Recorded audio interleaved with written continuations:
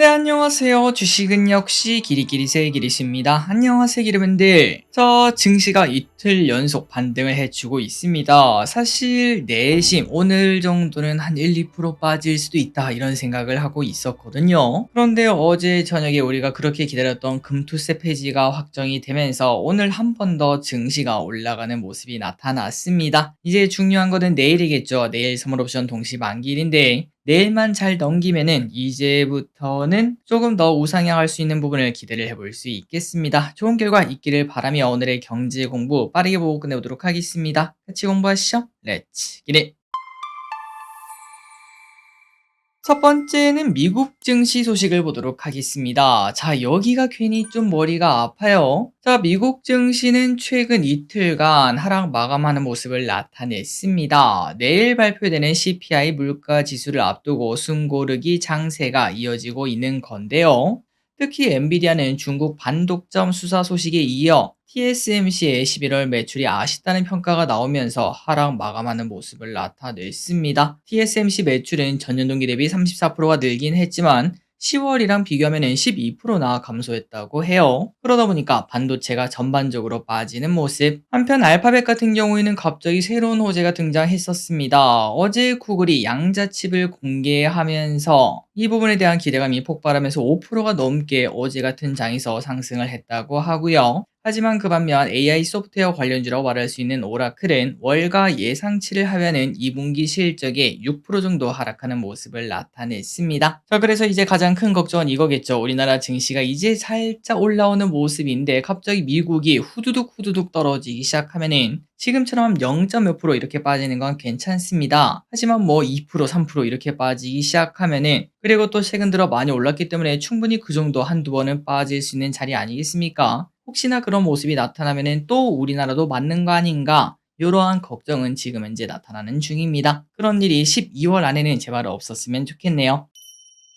다음입니다. 항상 말씀드리는 부분입니다. 난세에는 영웅이 탄생한다라고 말씀을 드렸죠. 그리고 이제 우리나라 증시가 이제 반등한 지 이틀 정도가 되었는데 이 와중에 오늘 영웅이 탄생하고 있는 걸 확인할 수 있었습니다. 바로 그 주인공은 양자모 관련주죠. 오늘 양자모는 구글 윌로우 기대감에 큰 상승을 나타냈고 동시에 양자가 비트코인을 해킹하는 거 아니냐라는 이야기가 등장하며 코인 시장은 긴장하는 모습을 나타내기도 했습니다. 양자 그렇게 좋다고 하죠. 그런데 상용화가 되려면 아직까지 많이 남았습니다. 그래서 더 오를 수 있을지는 우리가 지금은 알 수가 없지만 하지만 우리가 또 그 반면 초전도체가 엄청나게 급등하고 있던 거를 작년에 봤었죠. 거기에 투자는 모두가 알고 있었습니다. 이거는 사기라는 걸요. 그럼에도 불구하고 그러한 모습을 나타낸 걸 봤을 때 이 친구가 혹시나 10배에 올라가는 그러한 영웅이 될 수 있을지 조금 더 지켜볼 필요는 있을 것 같습니다. 다만 양자모에 대해서 부정적인 이야기를 굳이 하자면은 최근 들어 엑스게이트 대장주 중 하나라고 말할 수 있겠죠. 차트를 보면 계속 올라가고 있긴 하지만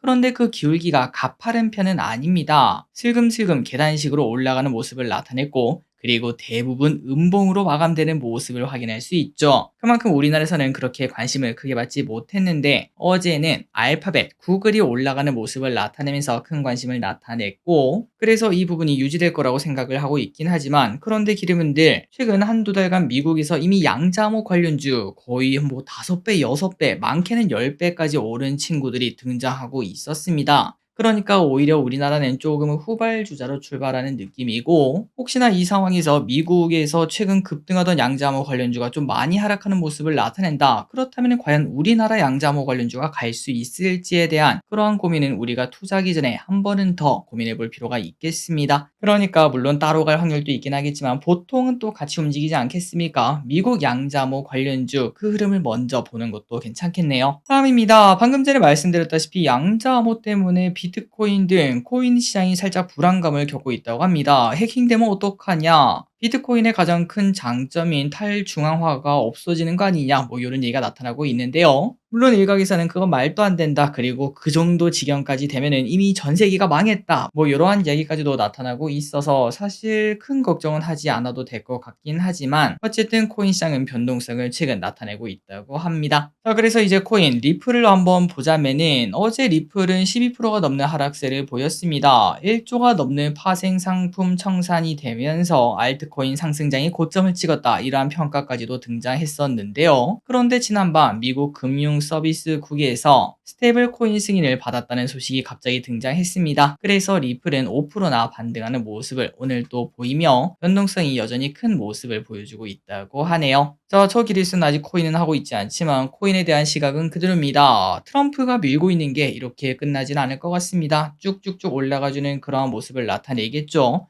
최소한 내년까지는 시세를 기대해 볼 수 있겠습니다. 다음입니다. 이 와중에 공모주가 오늘 하나 상장을 했습니다. 바로 키움 제11호 스펙이었는데, 그런데 오늘 괜찮은 모습이 나타났습니다. 그래서 청약하신 기대분들은 야, 오랜만이다, 이러한 생각을 하실 것 같네요. 자, 오늘 키움 스펙은 80% 넘게 상승 출발해서 100%의 수익률을 보여주기도 했습니다. 그러니까 2,000원에 출발해서 4,000원 찍고 내려왔는데요. 그런데 배정 수량, 균등 배정 수량이 10주다 보니까 한 사람당 2만 원 정도의 수익을 거둘 수 있었겠습니다. 저끼리 또 청약을 해서 바로 그거 엿바꿔 먹었는데, 그러다 보니까 앞으로의 흐름 또 기대가 되겠죠. 내일 상장하는 KB 스펙도 좋은 결과 있길 바라며, 그리고 다음 주에 상장하는 공모주도 좋은 흐름 나타나길 바랍니다. 그리고 오늘부터 내일까지 청약을 진행하는 키움, 그 다음에 신한 스펙, 이 두 개도 일단 지금까지 흐름을 봤을 때 청약하면은 최소한 점심값은 벌겠다라는 시나리오가 등장할 것 같습니다. 자, 다음입니다. 자, 오늘 또 증시가 불안할 것이라고 생각한 사람들은 많았으나 어제 금투세 폐지가 드디어 확정되었기 때문일까요? 오늘 코스닥이 강하게 상승하며 이틀 연속 상승하는 모습이 나타났습니다. 이번에는 폐지가 되었지만 또 언젠가는 다시 돌아올 수 있겠죠, 금투세. 그런데 그때는 최소 코스피가 4천은 넘기고 지금보다 뭐 증시가 거의 2배 올라간 상태 아니겠습니까? 그 정도 되었을 때 돌아왔으면 좋겠네요. 자, 그래서 이제 이 증시는 이틀 연속 상승을 했고, 과연 내일은 어떻게 될까? 이 부분이 많이 관심을 받을 것 같은데,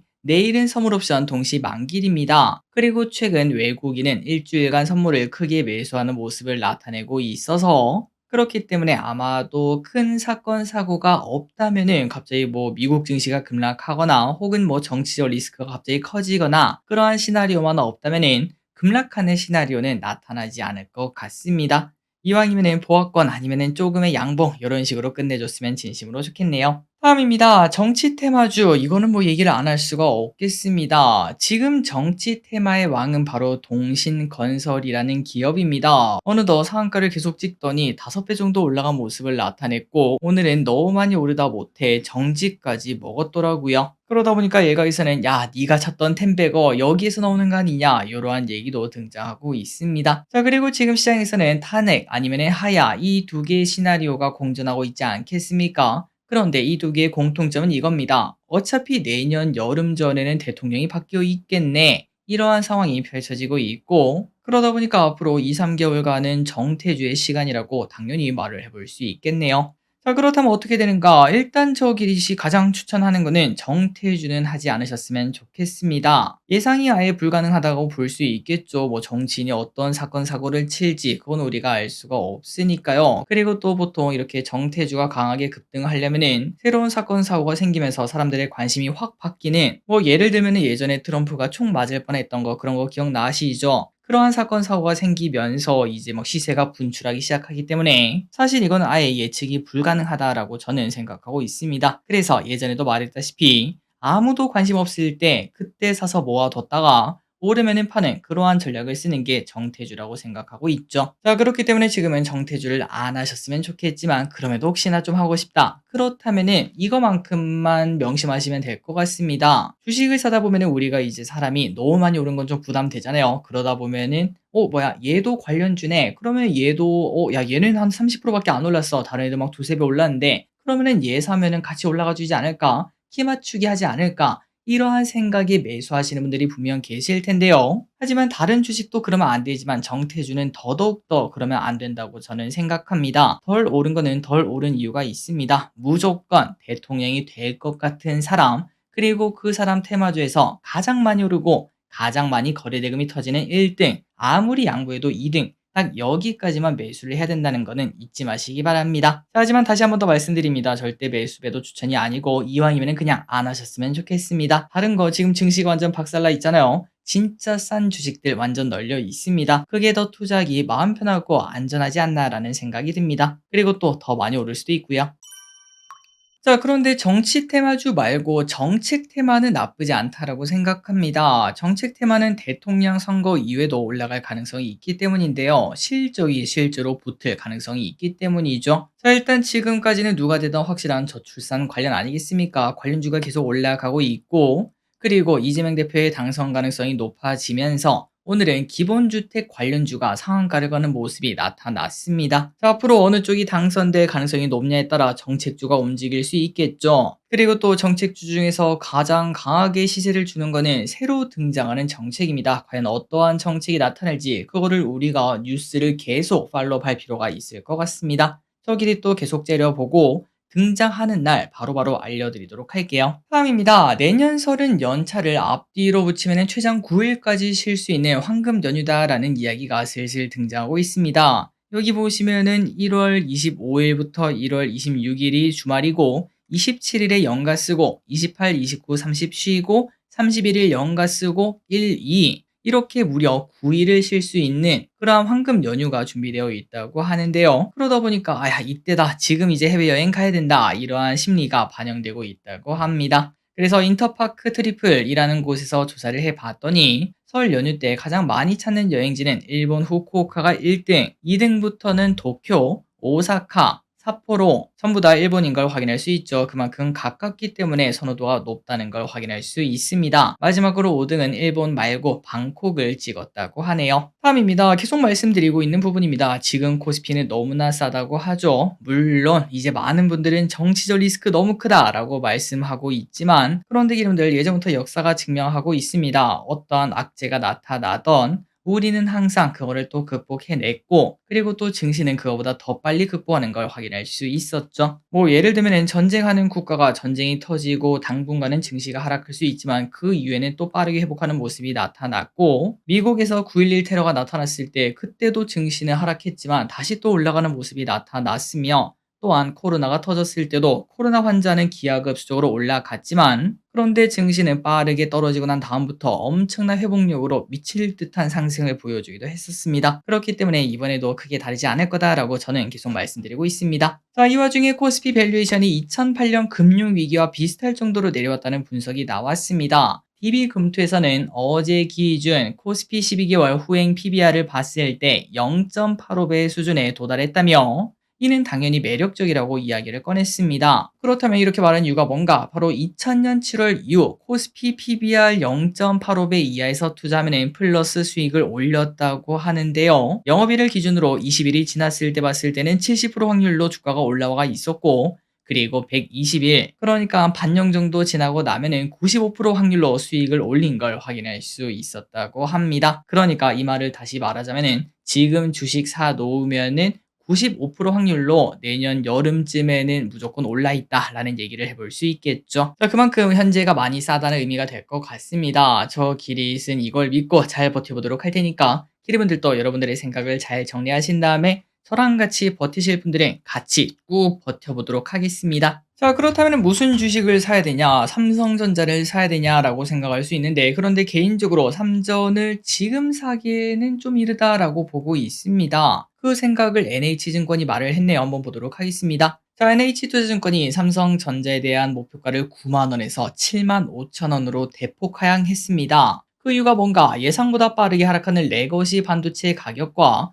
HBM 비중 때문이라고 하는데요. 4분기 실적이 개선되긴 하겠으나 파운드리와 레거시 부분이 아쉬울 수 있다고 하며 또 저가형 제품 수요가 강세를 보이면서 중국의 창신 메모리 테크놀로지 영향력이 커지고 있는데 안 그래도 삼성전자 기술력에 대한 의구심이 퍼지고 있는 상황에서 중국 기업들의 추격에 대한 우려감이 모멘텀을 제한하고 있다 이렇게 평가를 했습니다. 그리고 여기는 나와 있지 않지만 지난번에도 우리가 공부했다시피 반도체 빨라봐야 내년 하반기에 다시 상승 사이클을 탈 수 있다고 하죠. 그렇기 때문에 정말 좋은 시나리오를 가져와 봐야 내년 봄쯤에 매수하는 게 적절하다고 볼 수 있기 때문에 지금 굳이 살 필요가 있을까? 지금은 다른 거 사고 나중에 내년에 날씨가 좀 따뜻해지면 그때 천천히 공부하면 좋지 않을까라는 생각을 해볼 수 있겠습니다. 그러니까 일단 이거 말고 다른 거부터 공부해 보도록 해요. 다음입니다. GM은 빤스런을 했다는 소식입니다. GM 그러니까 제너럴 모터스는 그동안 크루즈를 통해 로보택시 사업을 추진하고 있었습니다. 그런데 작년 10월 샌프란시스코에서 사건 사고가 있었죠. 다른 차에 치인 보행자가 시범 운행 중이던 자사 로보택시에 깔려 사고가 발생했는데 그 이후에 로보택시 운행이 중단되는 등 어려움을 겪기도 했었습니다. 물론 그 다음에 시간이 좀 지나고 난 다음에 올해 2분기부터는 다시 운행을 시작하긴 했으나 중요한 시기를 놓쳤다라고도 볼 수 있겠죠. 이미 웨이모와 테슬라 등 경쟁자들이 선두를 달리고 있는 상황이라서 그래서인지 결국 GM은 로보택시 개발 작업에 대해서 추가 투자를 중단하고 자율주행 전략을 재정비한다 이렇게 밝혔다고 합니다.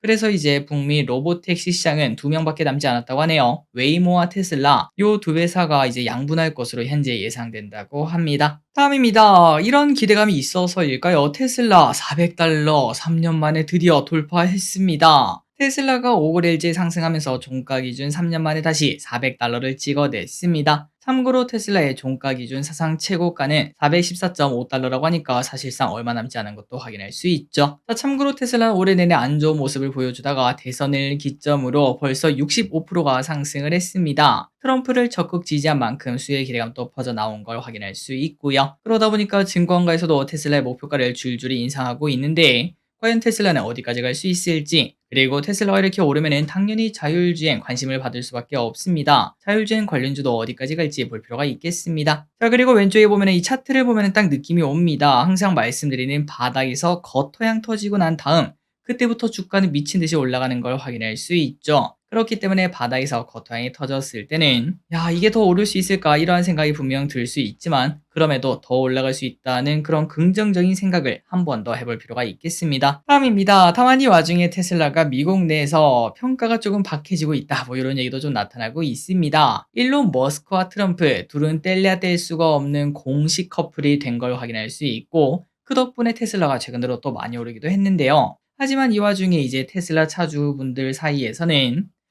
근데 나는 저 일론 머스크가 저러기 전에 테슬라를 샀었어. 내가 지금 테슬라를 타고 있긴 하지만 나는 공화당 응원한 사람이 아니야. 이렇게 말을 하고 있다고 합니다. 그러다 보니까 이런 사람들을 위한 스티커가 실제로 많이 인기를 끌고 있다고 하네요. 대충 문구를 봤을 때는 일론 머스크 나는 손절했다. 나는 이 차를 일론 머스크가 미치기 전에 샀다. 뭐 이러한 문구들을 차에 붙이고 다닌다고 합니다. 그리고 참고로 테슬라는 전기차 아니겠습니까? 진보 성향의 사람들이 조금 더 선호하던 경향이 있다 보니까 최근 일론 머스크가 공화당이 확실하게 붙어버린 게 당황스러워하는 그러한 소비자들도 많다고 하네요. 마지막 소식입니다. 트럼프가 SNS에 미국에 $10억 이상을 투자하는 사람이나 기업은 전적으로 신속한 인허가를 해주겠다 이렇게 밝혔습니다. 그러니까 돈 많이 내라 그만큼 대우해주겠다 이렇게 공식적으로 말을 한 거죠. 하지만 이러한 방법은 기업들로 하여금 더 많은 비용이 들게 하고 또 사업 지원을 초래할 수 있다는 비판까지도 등장하고 있다고 합니다. 게다가 또 중요한 거는 법적으로 대통령이 관련 기관의 우선순위까지는 정해줄 수 있긴 하지만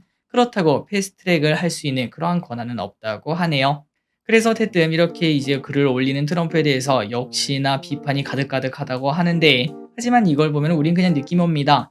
트럼프 진짜 왔네 라는 생각이 또 듭니다. 자, 오늘의 공부 여기까지 끝났습니다. 내일까지도 증시가 오르길 한번 바라보며 오늘의 공부 마무리해보도록 하겠습니다. 지금까지 길이셨습니다. 빠이요.